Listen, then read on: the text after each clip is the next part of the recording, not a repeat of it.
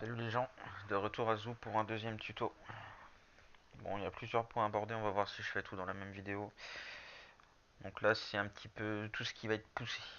Les petites astuces, les petits trucs en plus pour vous permettre de réussir une attaque plus évoluée. Alors, premier point, c'est comprendre tout ce qu'il y a à détruire dans la base adverse. Alors, les 5 points clés à détruire, ça va être les 4 défenses aériennes et la SDC. Là-dessus, je vais vous ajouter une petite valeur, c'est que chaque AA, chaque batterie entière a une valeur de danger différente. Je m'explique. Lorsque vous attaquez, imaginons que j'attaque côté sud, la batterie entière ici présente aura une valeur de danger moins importante que celle-ci. Pourquoi? Parce que je vais vous parler d'une notion de masse. Lorsque vous attaquez, vous avez toute votre armée qui est bien compacte, qui est bien groupée, et lorsqu'elle va avancer, elle va tout péter assez facilement, et vous allez pouvoir atteindre la batterie entière de manière assez simple. Donc vous pourrez la détruire voilà, sans trop de problèmes. Tandis que la batterie entière la plus éloignée sera beaucoup plus dangereuse parce qu'au fur et à mesure que vous allez attaquer, votre armée va se disperser. Elle va se disperser à droite à gauche. Et lorsque vous allez arriver à portée de la dernière batterie entière, vos griffons vont peut-être arriver un par un, deux par deux. Et en tout cas, c'est une chose est sûre, c'est que cette batterie-là vous occasionnera beaucoup plus de dégâts parce qu'elle vous prendra vos griffons un par un que la première. Ça rentre également dans une question que m'avait posée Dundee tout à l'heure, c'est l'angle d'attaque. Justement, à ce sujet,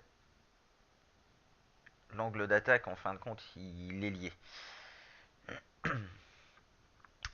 Je reprends un petit graphique que j'avais fait pour la guerre précédente.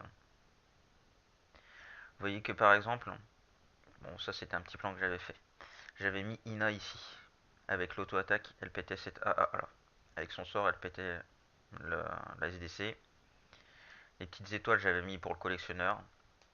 Puis j'avais mis le cheval ici tranquillement. Et qu'est-ce que j'avais fait moi? J'avais mis des petites flèches ici pour dire vous attaquez ici.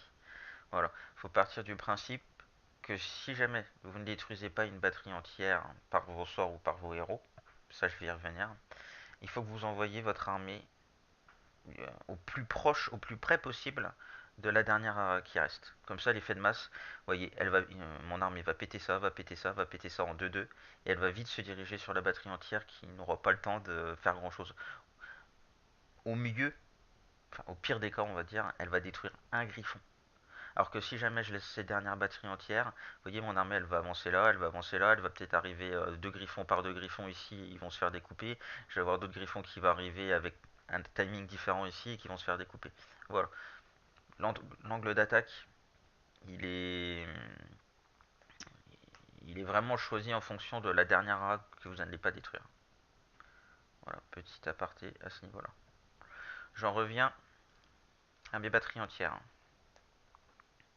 Comme je disais tout à l'heure, pour qu'une attaque se passe bien, si vous arrivez à détruire les 5 points, normalement votre attaque elle est safe.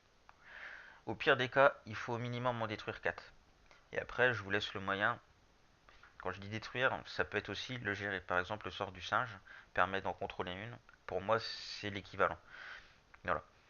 Vous avez 4 armes pour les détruire, ces 5 points-là. Vous avez vos 3 héros. Et vous avez également votre cheval. Alors après, il y a plein de combinaisons possibles. Vous pouvez utiliser par exemple le sort du collectionneur pour en péter une. Vous pouvez utiliser le sort du singe pour en contrôler une. Vous pouvez même utiliser l'auto-attaque d'Ina pour en détruire une.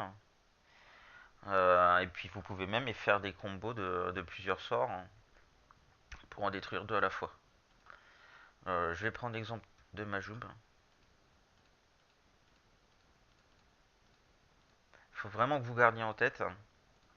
J'ai 4 armes. Avec ces 4 armes là, il faut que j'arrive à détruire le plus de points importants dans la base adverse.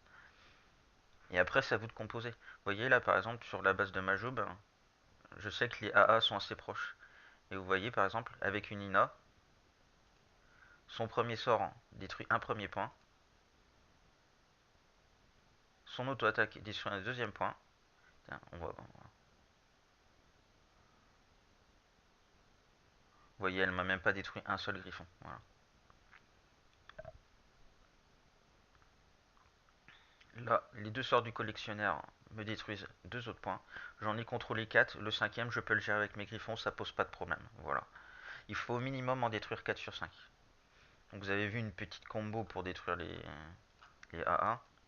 J'en ai une autre par exemple que j'avais utilisée sur Bigun. Tout ça après c'est des idées que vous aurez au fur et à mesure.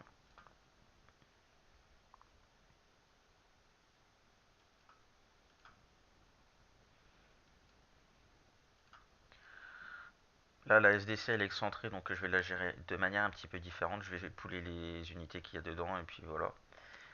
Et là vous voyez je vais utiliser une autre combo pour péter 2 AA, 2 héros, 2 entières. Donc je suis dans mon temps.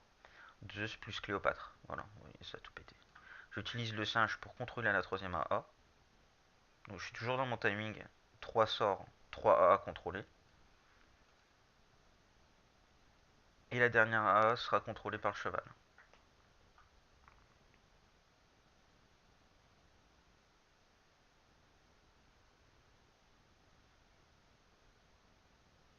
Voilà.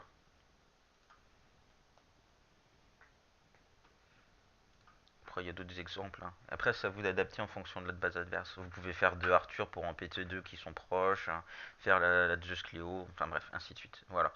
Ça va suffire pour cette petite vidéo-là. Je reviendrai dans une seconde pour vous expliquer un peu plus en profondeur les angles d'attaque et ainsi que le timing cheval. Ciao, ciao.